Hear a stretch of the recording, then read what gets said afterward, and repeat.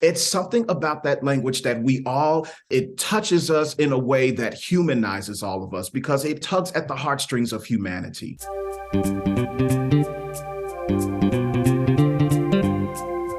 Hello and welcome to the Creative Solutions Podcast. I'm your host, Isolde Trachtenberg. Whether you're writing the first sentence of a story or solving the climate crisis, you need to think in new ways. On the show, I interview peak performers who are coming up with those creative solutions. Through creativity, action, inspiration, and innovation, they're changing the world. I also bring you ideas and techniques that you can use to unlock your potential to do the same. And now, let's get to the show.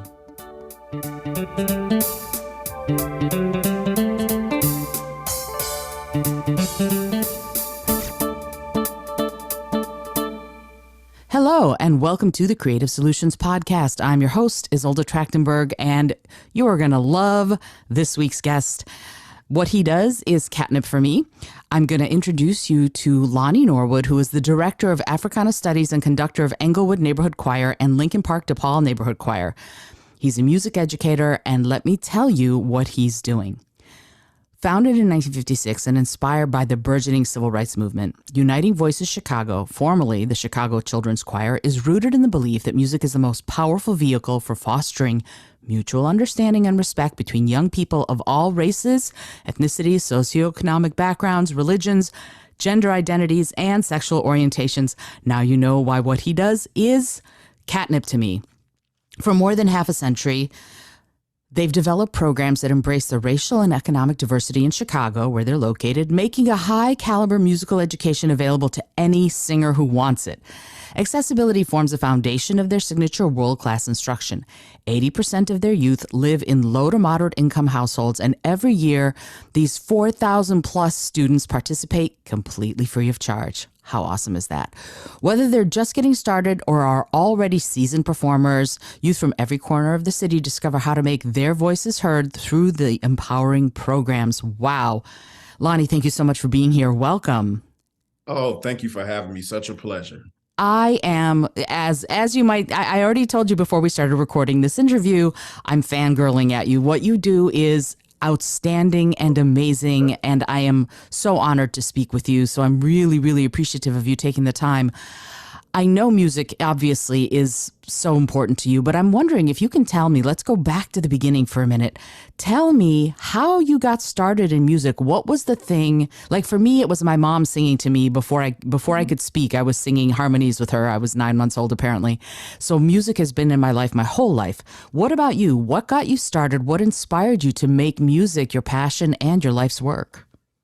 You know, I think a lot of little Black boys like me and Black children, period, who came up in my particular era were heavily influenced by the Black church. If anyone understands that institution, they know that it is ground zero for our development as individuals, you know, not just of certain faith, but how you carry and conduct yourself, how you treat other people. It's a place where you engage in sports and other activities, where you have all the children's club and make your best friends. And for me, it was also a place where musicians took you under their arms. If they saw you run up to the drum set or saw you run up to the choir director or saw you run up into the choir stands, they didn't push you away. They brought you along the journey. They made you a part of community, which was the most wonderful thing for me because I was taking lessons for free. And the teacher that I had, her name was wonderful, Ernestine Fleming. She was, I started piano lessons and she was like,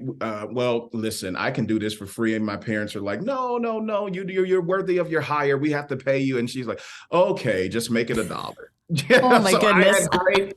I had wonderful people like that who were more about the education and the rearing, you know, of in my life musically and you know, and socially, all of those things. You know, it just takes a village. And I've always been principled in that way, luckily, because of these wonderful, influential people in my life, and starting with my parents. Another thing to add to that is I stole all of my dad's records that he had lying around the house. So if it was Dionne Warwick to Kirk Franklin, I was taking everything, and he was always wondering, where is my, you know, record for this? Where's my tape for that? I'm like, oh, no, I have no idea.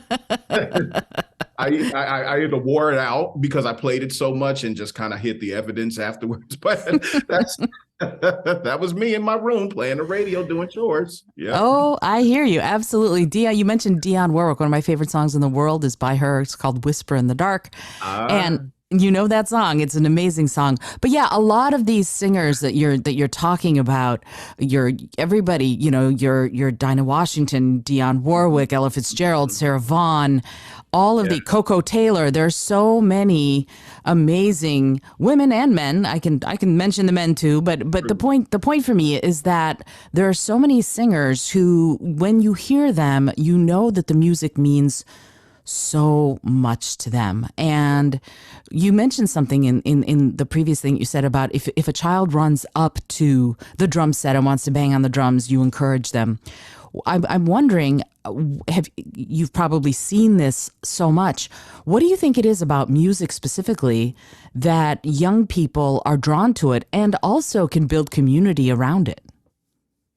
Well, music is just something about it is very infectious, right? I wish I had the perfect answer about what the mystique is behind music.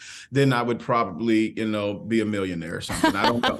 But honestly, it is that it's not just sort of that corny notion that it's the universal language that everybody understands, but it's actually really a way of life for many people that they don't realize it's what I need. When words fall short and you don't have a way of expressing yourself and how you feel, something about music, the melody comes together, the beat of time, all of those things work together. These moving parts come together, working simultaneously to create the perfect emotional expression that you want to get out, to let people, to convey your feelings, to let the world know how you stand, how you show up, or what you believe, what you feel, about a cause, or about, just how beautiful the day is, or about how much you love somebody. It's something about that language that we all, it touches us in a way that humanizes all of us, because it tugs at the heartstrings of humanity. We all understand it wherever walk of life we come from. It's been used in every society to communicate something, to take a message farther, so I know that is the reason why we are all able to use whatever ways we manipulate this particular art form, this way of communication. We all understand that it's a call, it's a summoning for all of us to be on one accord.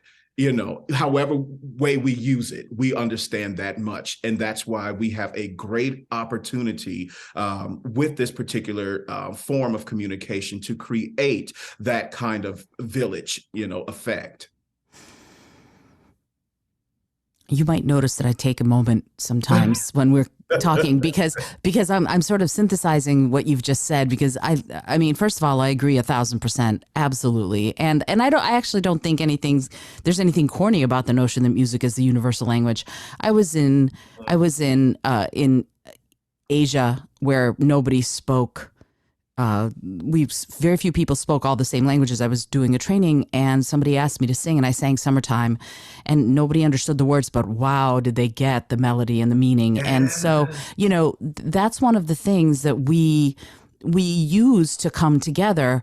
And yet we have, I know you live in Chicago and you work in Chicago, and you have challenges that you have to face every day. And more importantly, you work with young people and they have challenges. And I'm wondering, how does music really address and help young people who are facing some of the greatest challenges we've ever known today? What do you think music does there, and how are you using music to help these kids? Absolutely. I think that's such a great question. I don't think I know for certain that music affirms every child, meets every child where they are. It doesn't start with your level of sort of aptitude in the field, or your skill level. It starts with your desire. It starts with your humanity.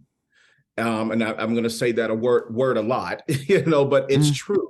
It's where we truly meet the kids and find out what their interests are, through the music. It's where we find out how they view the world, how they see the world, and we fashion our sort of I guess, repertoire and our educational approaches in the particular field to those things so that it feels culturally relevant to them. It feels socially and emotionally, accessible. I know that all the challenges that you just mentioned, I know from years of teaching, without knowing the children personally, that there are myriad of challenges that they face before they enter the classroom and think about music. And while we don't have to present music in such a sort of forward and blunt way that says this song is about, homelessness, or this is about climate change, we can do those things. But we know that these are things that are on our children's minds, right? Those who are, housing insecure, those who are hungry, those who are dealing with losing relatives to gun violence, excessive police force, those who have to wake up with the consciousness that I am any other identity that this social structure has placed me in besides white, Caucasian, that is true sort of crisis trauma that you wake up in, and deal with. But how are we using music to address those things? We use music from everyone's background, everyone's, and music that speaks to, again, every situation like this uniquely, that, makes them feel that they are a part of this community, that makes them feel that they can exist and thrive without, having to sort of divorce themselves from those situations, but give them tools to actually feel like, hey, I can actually withstand this, or I can overcome these kinds of things. That's really what I think our mission is, where it really comes into action, that idea of inspiring and changing lives through music and creating a better, more harmonious world. That's exactly what we use that particular tool for. That's our vehicle for achieving such things. Their problems that the children go through are very real. And they're very personal, and we do not take them lightly, but we know that this is one measure where we cannot miss. We cannot miss using music effectively to make sure that we are giving them, again, those tools and the encouragement to try to address those things, instilling the importance of education, instilling the importance of not giving up and continuing to fight, those kind of things, building that resilience. And that sometimes gives us a chance to talk about people, our legends in history who have used music in a way to overcome some of the worst circumstances, whether that be the Holocaust, whether that be slavery, whether that be apartheid, in South Africa. We know that music has been a part of our lexicon, worldwide lexicon, addressing these situations. These kids, what they're going through, while it's unique to them, it's not unique to the world. And we know that music will continue to be a driving force in, the way of overcoming those really tough hardships. Yeah. See, I told you I talk too much. No. There is no such thing as too much on this podcast. No. I honestly, Lonnie, I'm just basking in the glow of your words. It's so wonderful. Yeah, I mean, again, 1,000%. I feel like every time you say something, I should just go mic drop, because yeah, absolutely. There is this notion that everybody is kind of on their own, especially in this country. And one of my favorite proverbs, and I don't unfortunately have a citation, is if you want to go fast, go alone. If you want to go far, go together. Oh, yes. That's an African proverb. Oh, I know it's African. I just don't know. I don't know where in Africa it's from. I feel a little like, well, it's African, but I don't know. Is it Kenyan? Is it South African? I feel like I believe it's West African, but don't quote me on it. We're going to figure it out. Exactly. This is one of those things where it's probably my favorite quote in the world, and I don't know who said it, but it's such a brilliant way of looking at everything. And you were working with thousands of young people to give them a voice, which I think is it's incredible. And we're talking about this. It's Black History Month. It's February of 2023. And we're talking about this now. and I'm grateful we're getting a chance to do that. But you do this year round. It's not just a sort of, oh, this is Black History Month, let's honor Black History Month with what we're doing. You have an entire curriculum that you've developed, and you mentioned to me that it's called the Black History 365 Imperative. I would love if you talk a little bit about what that is, because I have so many questions, but I know that I want to make sure that we cover this. What is the Black History 365 Imperative, and how are you using that curriculum, as you mentioned, to expand these young people's horizons and their possibilities? Yes, yes, yeah. Okay, I'm so excited. Okay, let me calm down so I can get my word order to talk about this. But Black History 365 Imperative was something that I came up with, and with the support of my brilliant team at Uniting Voices Chicago, was able to implement this. This is the first year of implementation. We've done so much in the way of making sure that we have very meaningful and tried and true researched concerts, informative concerts that we can share with our audiences, making sure that they leave more empowered and inspired. The thing was, we always know that this very measured, very tempered time frame in which to celebrate Black history is just never enough, right? It's very measured out, 28 days. And that's not really how it started. And so we needed, one thing too was that in the pandemic, we also realized that we had so much more time to slow down and not be so performance focused all the time, but actually start to, in a deeper way, not that we've ever neglected this, but in such a deeper context, draw out the origin stories, the history, and understand how the ways of knowing according to African people and why these songs have people of African descent and why they have survived. And this is really a building up the 365 imperative of all of these pandemic years we've had, the height of it. And of course, just always having that fiery zest and zeal and hunger for more information from our Black history concerts and more time to celebrate these kinds of things. So we decided to start with building a curriculum maybe 2 years ago that coincides with the concert. Concert is the culminating thing. And one of the things I first drew out about that was from, I was inspired by Dr. Carter G. Woodson, just probably one of the best educators we've ever produced in the US. But he was so adamant about making sure that he was really the architect of Negro History Week at the time, 1926. He was inspired by, these are things that I can talk about through our curriculum now with all of our students. They always wonder, where does Black History Month come from? I'm like, well, you would say that, but because Carter G. Woodson said that he would love for us to have a week where we celebrated and came together and read our papers and our poetry and sang songs and these things and all of these essays and stuff. It would be beautiful to do those things and do our artwork and everything that reflects our legacy and the preservation of such. That's the mission. But we also want to be able to be studying these things all year round. This is only supposed to be a sort of a culminating week where we have brought all the things, all the tools, all the information that we've absorbed throughout the year into this one week, and we reflect on it. It wasn't meant to be just focused that week, but some people interpret it that way. And but I can talk about these things through our curriculum. And I think that was really the impetus for me creating the 365 is that I want to continue in that tradition, actually, that intention to study Black history all year long. Because honestly, if we studied all year long, we would never know everything. That's with anyone's culture, but there's so much that's been neglected, and there's so much that continues to sort of be eradicated and facing erasure along the lines of African history in America. And we have to combat that with practicing, getting in the practice of learning about the music and the movement and the storytelling or the memory of the African and their plight and their triumphs in this country. And we can only do so if we really do have dedicated time. So it's about sort of putting your money where your mouth is. we talk about being dedicated so much, and in our choral medium and in our education system to uplifting, and it's all of our systems, honestly. What we talk about, we want to uplift, the history, and we know it's American history, truly it's world history,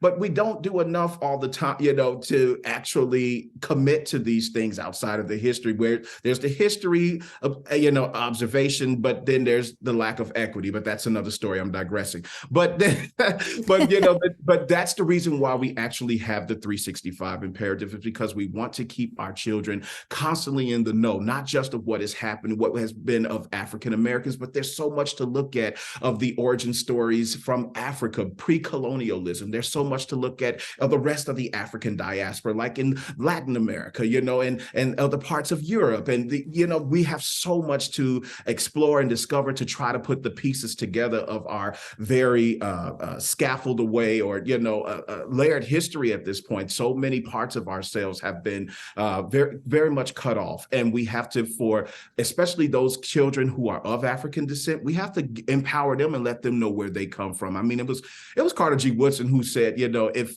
we don't have, if we don't have this sort of history as a race, it's just, what did he say? He said it's not going to be a worthwhile tradition. It's going to become negligible, he said, in the world, and he said that it stands in danger of being exterminated. And that's never more true than today, honestly. So that's really the inspiration behind it, is making sure that we are continuing in the model of Carter G. Woodson, and giving our kids, a chance to see themselves, and to see, whether they are of African descent or they are not, at least see humanity, and humanizing this particular, wonderful group of people who were not, brought to this country because they were lazy, but because they're brilliant. They were brilliant doctors and teachers, and they were brilliant, farmers, and took care of the herd and cattle. Their masonry and all of these things, and inventors. They were wonderful people, and we need them to know that they come from, by and large, a wonderful and long lineage of people who were excellent at and had a wonderful civilization way of life. So yeah, that's really the inspiration behind having this particular ongoing project. Wow. Okay. Wow. So you said something, Lonnie, and thank you for all of that fabulous information, because I'm I'm thrilled that you've taken up this mantle. You said something about fragmentation, and I'm wondering, it seems to me that, I mean, I know that there are all of these weird challenges with banning of books and wanting to, quote, rewrite history or whitewash history, or however we want to call it. I want to ask you about this, the sort of the scattered status, if you will, of so much of these stories.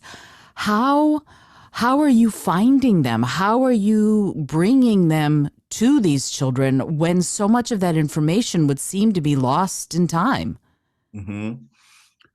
For me, it's all the books that you would not find in the classroom. I have to go out and do my own research and read, and it's being in community with people who are culture bearers, who are griots of sorts, or we would say in Senegal, jellies, those who are the keepers of history, who know these things, who have kept these traditions safe and secure. These are our elders in our community who I go and I talk to for counsel, for information, for wisdom. I go there. I have to travel.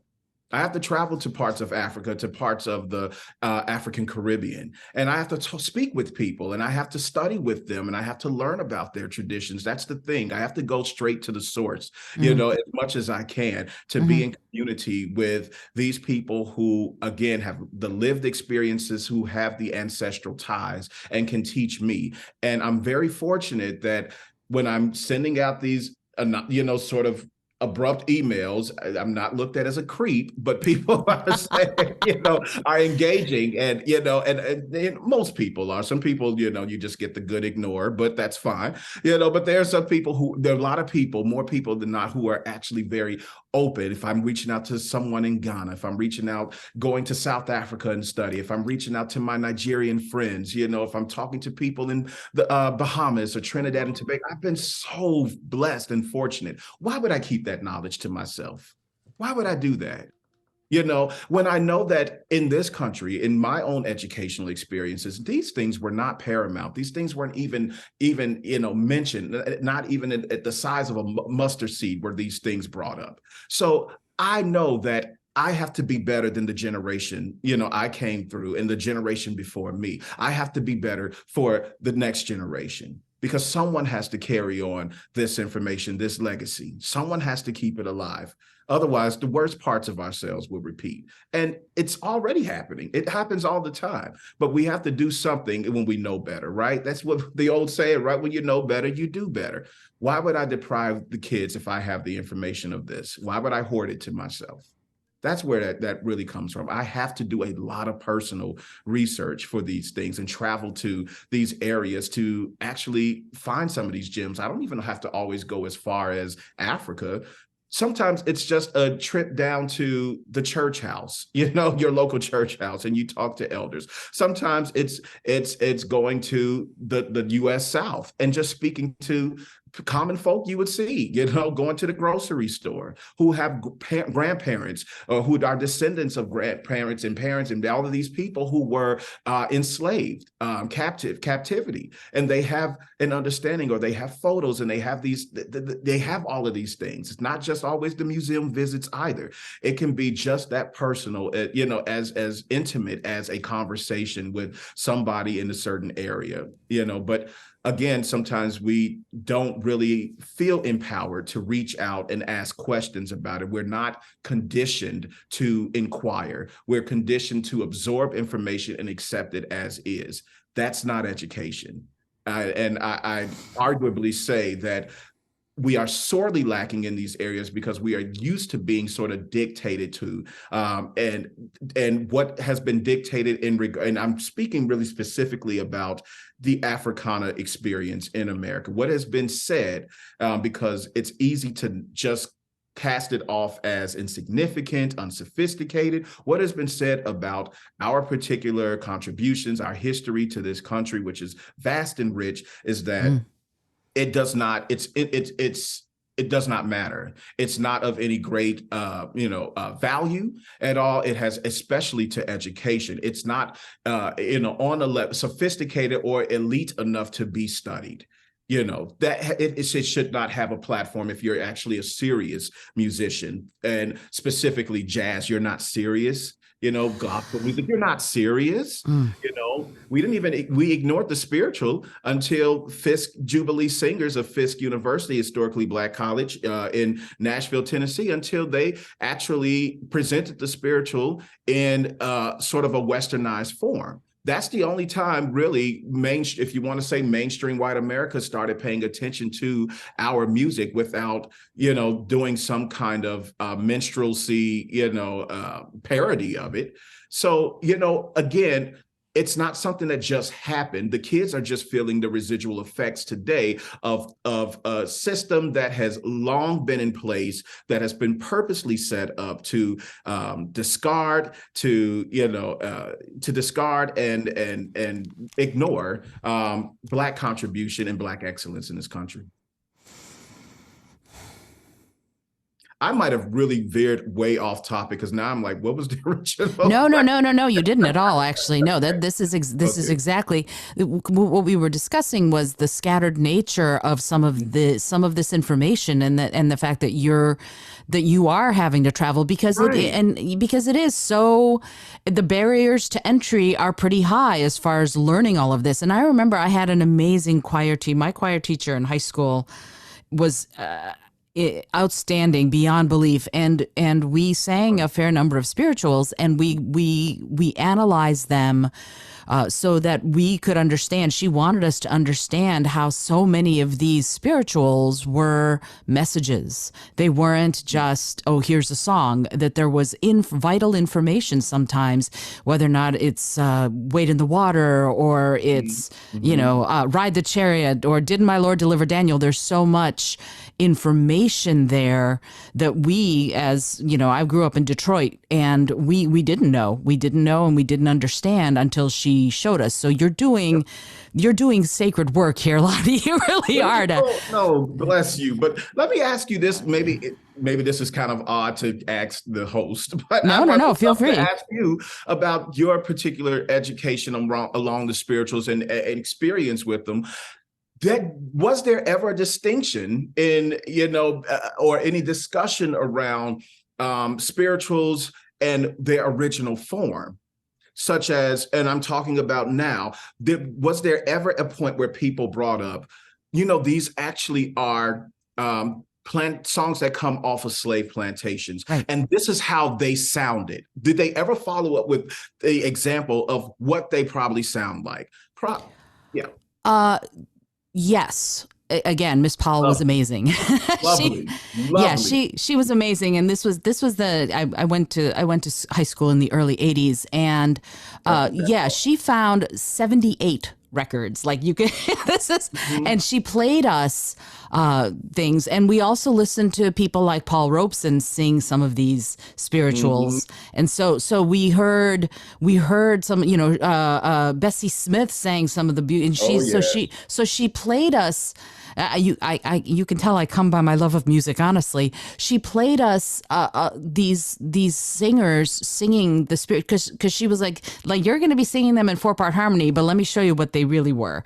And so it was a different. This is one of the, as I said, Lonnie, I'm fangirling at you because I'm listening to what you're saying, and it makes me think of Miss Powell, because she was very concerned about us understanding the history behind what we were doing, and that to me is what, exactly what you're doing. And so what I wonder with all of this, and I'm going to turn the question back to you, okay, is these kids are, again, we've talked about the fact that they're facing so many challenges, and we can enumerate the challenges if you'd like. Yet I think the thing that I'm most curious about right now is, what are you hoping they get out of learning this history? And how are they changing, even as you are sort of starting to implement this curriculum? What kind of changes are you seeing in the young people who are going through it? Yes, absolutely.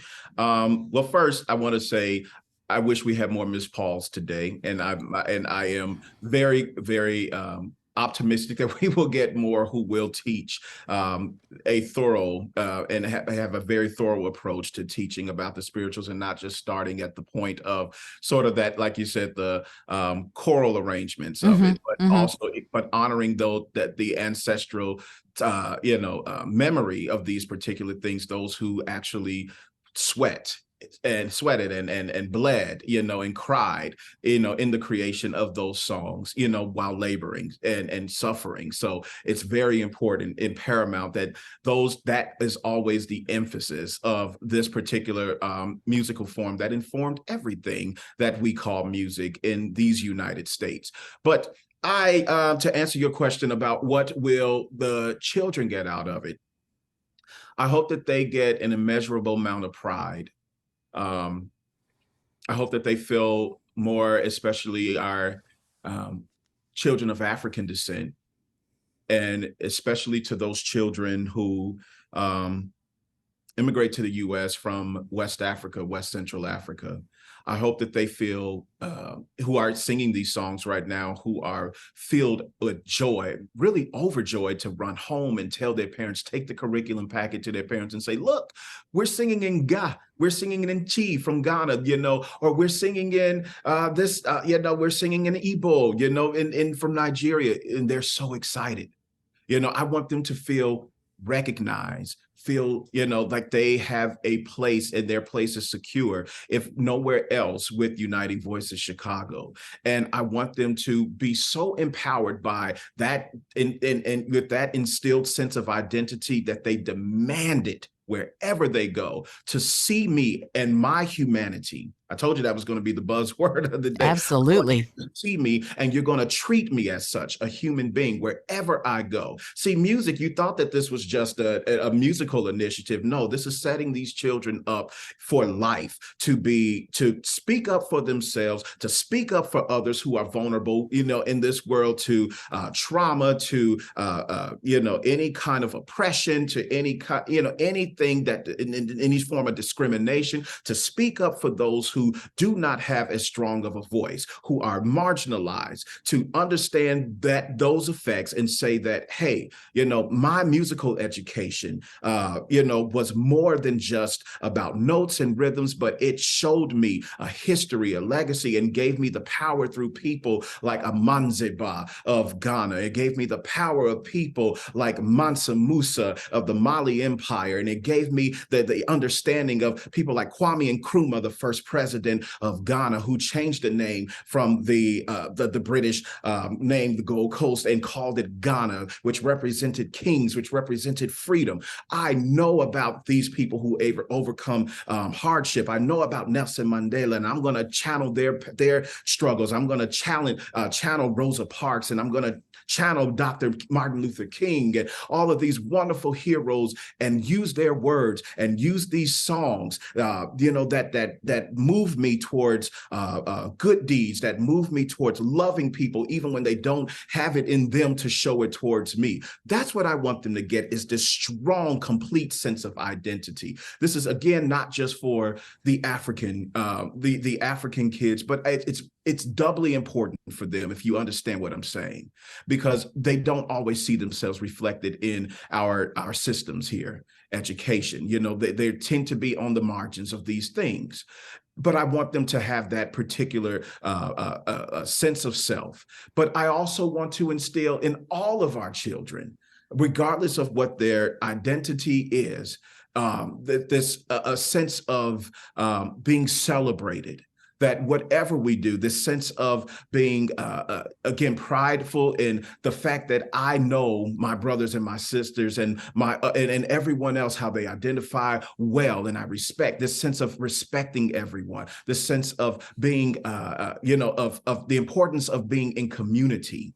That these are the principles that are set up through this music. I also want to make sure that they walk away understanding better this idea of allyship.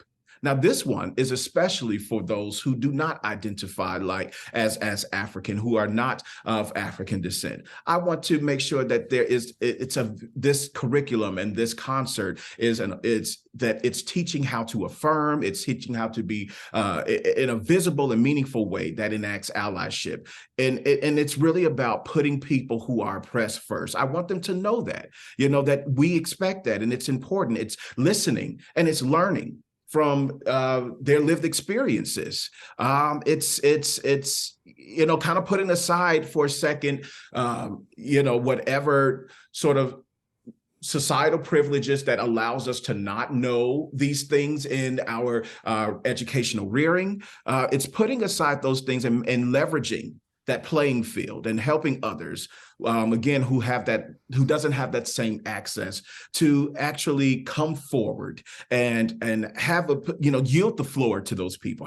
Let them come forward, let them be seen, and let them tell their stories in the way that makes sense to them. It's not just how the African shows up in our sort of social structure understanding, but it's also listening to them and letting them explain, well, who are they to each other? Who are they to their community? And that should be, pretty much the emphasis of how we learn and how we engage in the music and in the stories and in the movements, all of those things. This is a long answer. I apologize. Do not apologize. This is great. No, this is great. Yeah. I love it. I love it. A cherry on top, just to end it off, because go back to my original word of the day, is that I want everybody to walk away and understand that this is not just some kind of routine celebration, sort of ritual that you go through, and then it's over. I want them to have a strengthened sense of humanity and appreciation for everyone's place in the world. That's what I want. Yes. Yes, absolutely.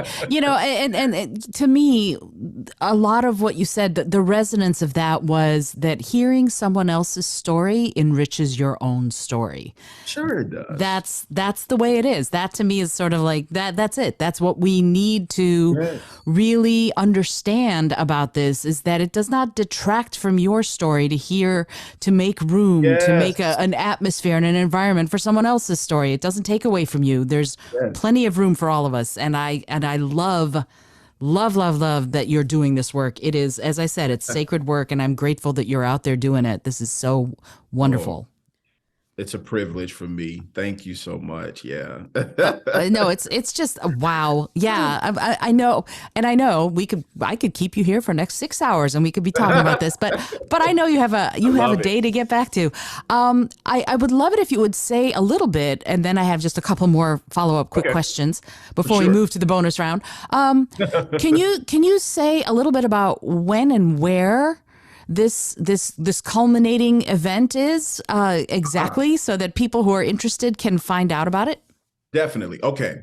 So first of all, there's a formal name of the concert. I've neglected to say that. It is called Sankofa Speaks, Mm. through music, movement, and memory. Sankofa is the Akangani word that comes from, that actually means that it's not taboo to go back and get what is at risk of Mm. being lost. There are definitely some kind of layered understandings of it. It's okay to go back and get your roots, go back and get your history. All of it is correct. All of it is valid. And that's what we are celebrating on February 27th and 28th of this month. We will be down at the Chicago Symphony Center in Orchestra Hall, this grand ballroom for all of these wonderful kids, about 1,000 kids or so each day coming from our school programs for this wonderful event. So if you want to know a little more about our Black History Month concert series, this is something that we've been doing for years. It's annual. It is definitely a staple in our little organizational community.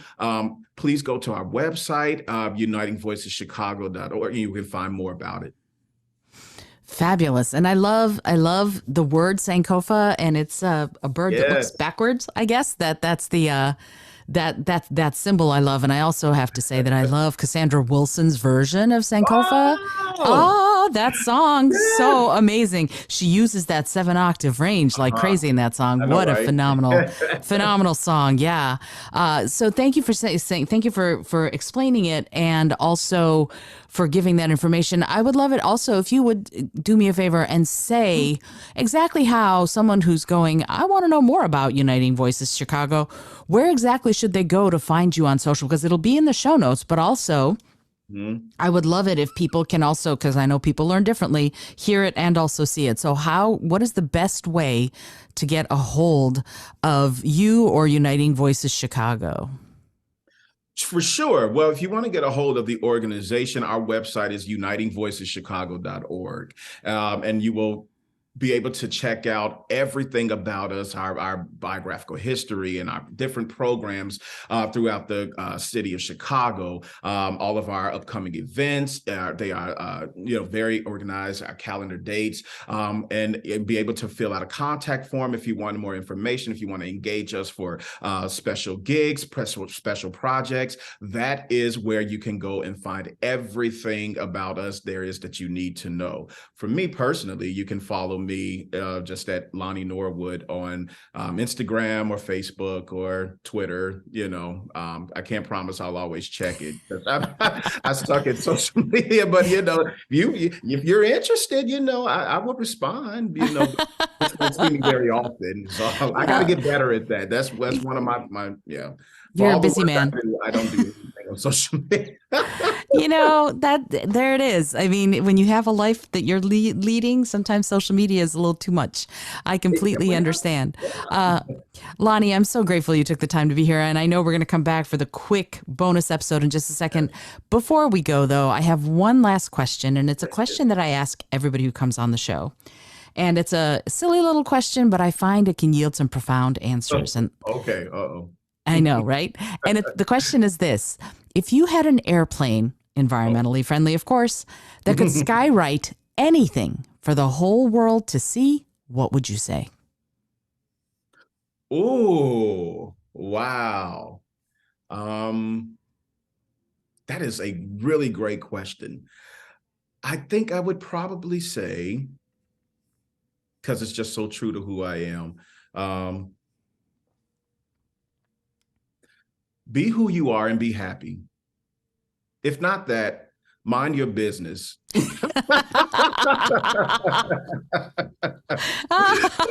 Or maybe like mind the business that pays you. I So love it. that way we're I know how that sounds, right? But no, seriously, because we spend so much time just like trying to fix everything that does not need to be fixed in the first place, Right. like stop Ron DeSantis, chill out, stop all of these chambers that have bills to block African-American history and LGBTQ books and Jewish history and all of that. Just stop. Right.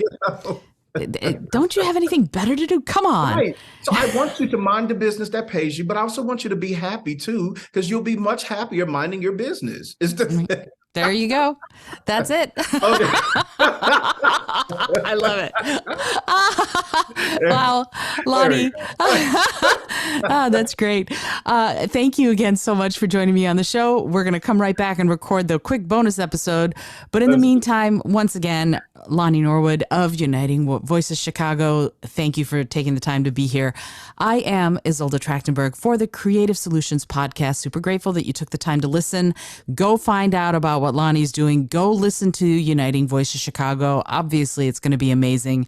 I'm super, super grateful for you. And remember, as always, as I sign off, to be bold, be creative, and most of all, be kind.